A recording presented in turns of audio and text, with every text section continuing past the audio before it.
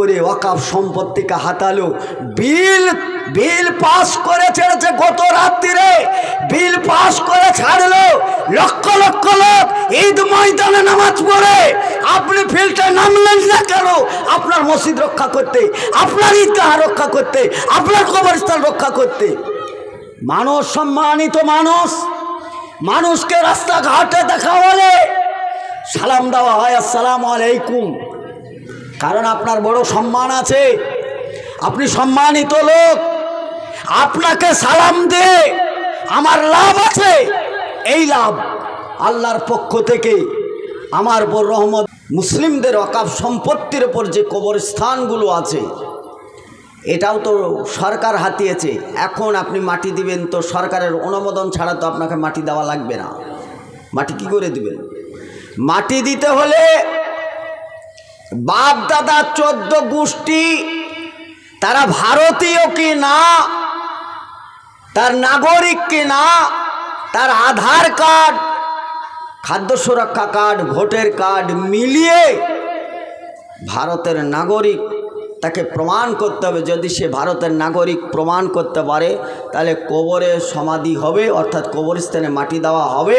আর যদি এটা প্রমাণ হতে একটু যদি ভুলভাল থাকে তাহলে এই লাশ ওপরে থাকবে, আগে সংশোধন করার পরে মাটি দেওয়ার ব্যবস্থা হবে। তা নাহলে মাটি আপনি এমনিতেই তাজা থাকতে পাকিস্তানে চলে যান, লাশ নিয়েও পাকিস্তানে চলে যান। এটা ওপেনভাবে সংবিধানের খেলাপ করে ভারতের মাটিতে দাঁড়িয়ে শুভিন্দর মতন লোক জোর গলায় কথা বলে। আমরা ভারতের সংবিধানের অপেক্ষায়, আমরা ভারতের সংবিধানকে আমরা সম্মান করি। ওরা যেভাবে মুখ নাড়াচ্ছে, দাঁত ঝাড়ছে,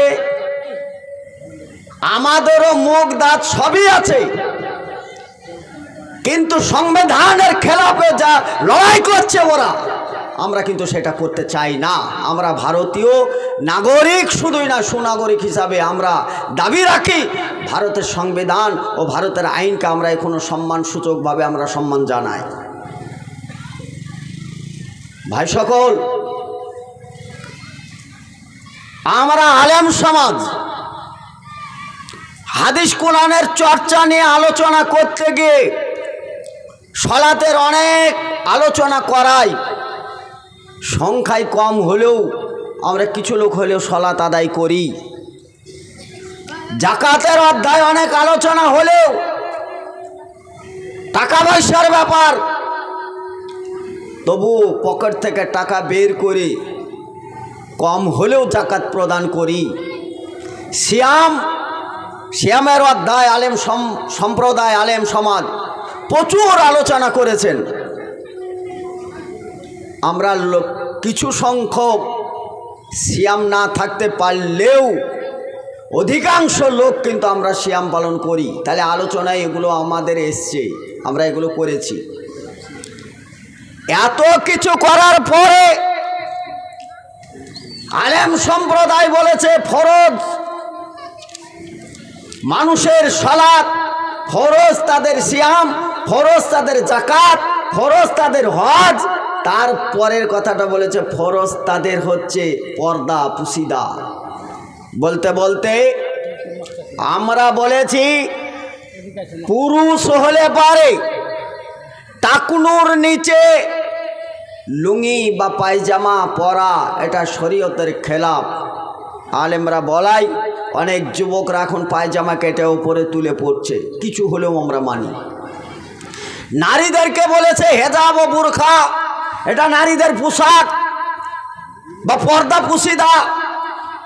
আগের তুলনায় এখন বর্তমানে নারীরা হেজাব ও বুরখা পরে রাস্তাঘাটে চলছে, তাহলে আমরা কিছুটা হলেও বুরখার ব্যবস্থা হয়েছে, এখন পর্দা পুশিদায় চলছে।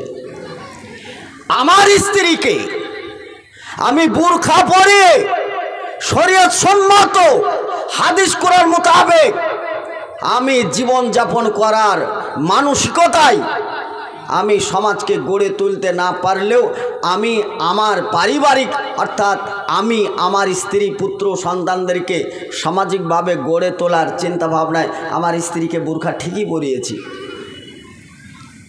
বোরখা পরেই থাকি, খোলা পোশাকেই থাকি, যে কোনো পোশাকেই থাকি, স্বামী স্ত্রী যেহেতু বিবাহিত, তো তার একটা বাচ্চা হওয়ার সময় হয়ে এসছে, বাচ্চা হবে।